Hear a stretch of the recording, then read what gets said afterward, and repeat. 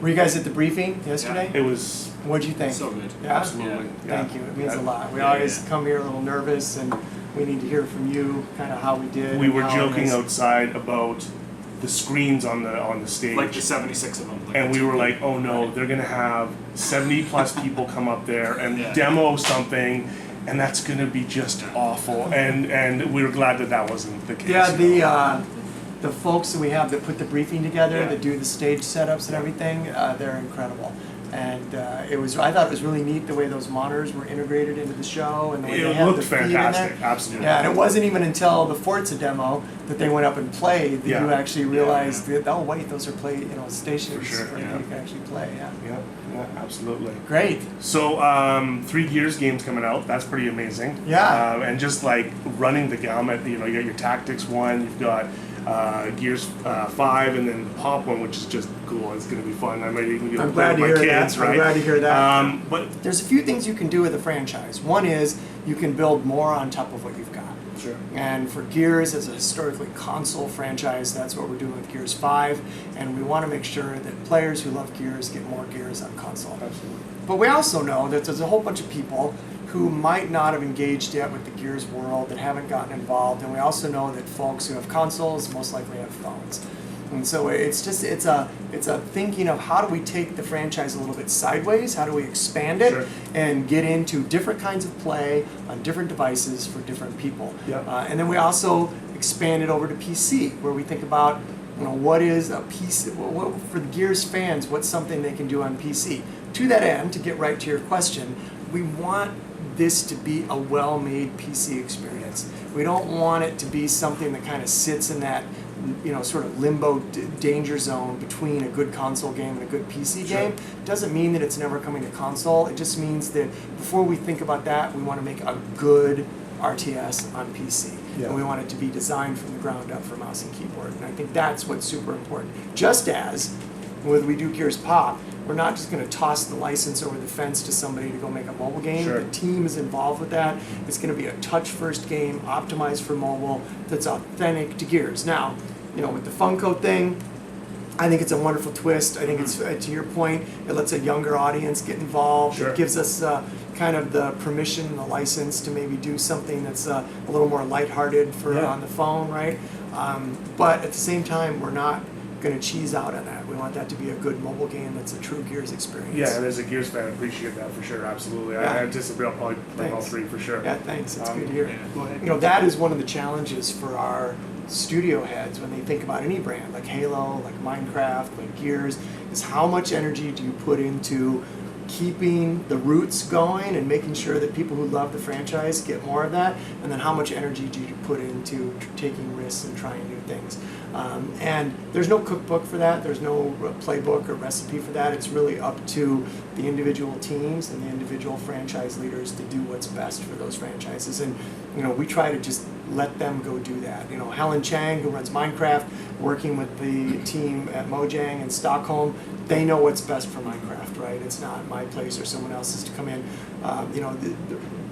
Craig Duncan leading the team at Rare on Sea of Thieves, and we're getting that thing off the ground. They know what's best in terms of what that thing needs going forward, and we just let those teams go and do that. So our content strategy overall starts with the franchises that we're very lucky to have, right? So I list them out. We've got Halo, Gears, Forza, we've got Sea of Thieves off the ground now, State of Decay, something that we really want to build into a franchise. And kind of as I said, there's a way that you can build vertically on those with more of the same. There's a way you can go sideways with those off into new types of games. But we know that we need new. So the question becomes, how do you get new things into the system? How do you bring new things into our fold? The one way is with our global publishing team, which kind of gets overlooked a lot. That's the group run by Shannon Loftus. That's how we bring Crackdown into the system. That's how we bring Ori and Will of the Wisps, Ori and the Blind Forest. The first one is that team works with some of the best independent developers on the planet to bring those games into first party, and we get those onto our platform. So that's one way. Then we get into the actual new studio teams, like how do we bring teams on board?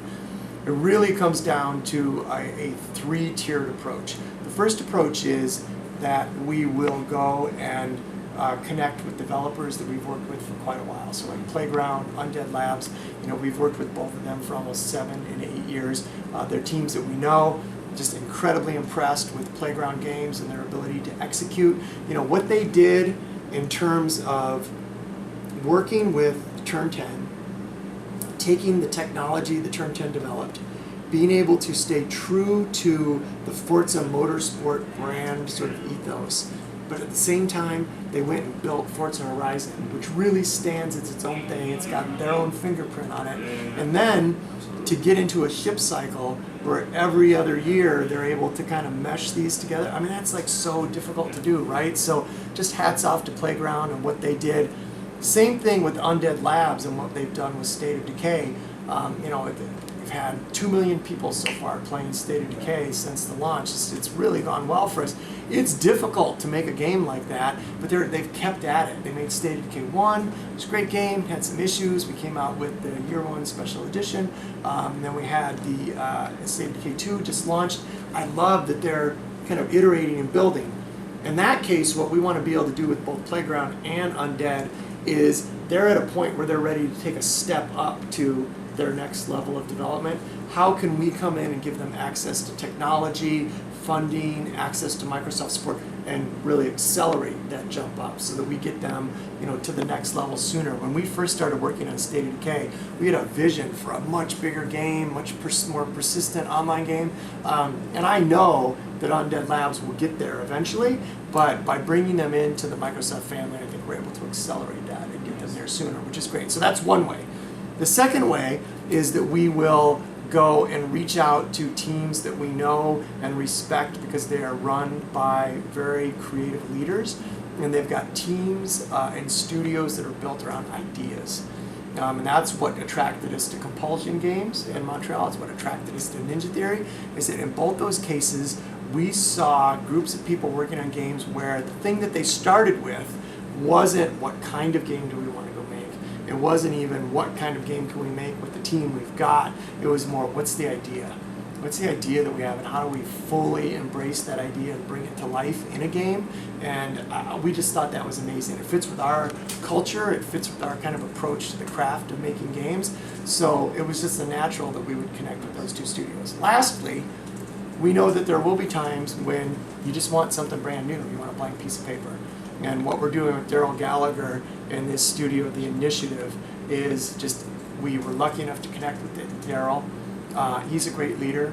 We said, Daryl, we want you to build a team around you. We want that team to go build a studio. We want you to go make a game. And during these interviews this week, a lot of people have been asking, what game are they making? What are they working on? And I was like, I don't know. And I really don't know, because it's up to Daryl and that team, and that game's going to evolve, because in that case, we didn't go start a studio to say, go make this game or go take this IP. We started that studio because we said, hey, Daryl, we believe in you, and we believe in your ability to hire a team, and we believe in the ability of those people to go chase a game. So in the case of Undead Labs, we absolutely want to go make State of Decay 3. I mean, that is a clear goal. That studio will have some other incubation they're working on, but this is a State of Decay 3 thing. And then at the other end of the spectrum, we've got what we did with Daryl, where it's like, hey, Blue Sky, you go figure it out.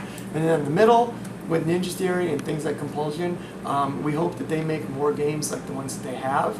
And by that I mean games that are based around a creative idea, around stories, around character, and that they bring those to our platform.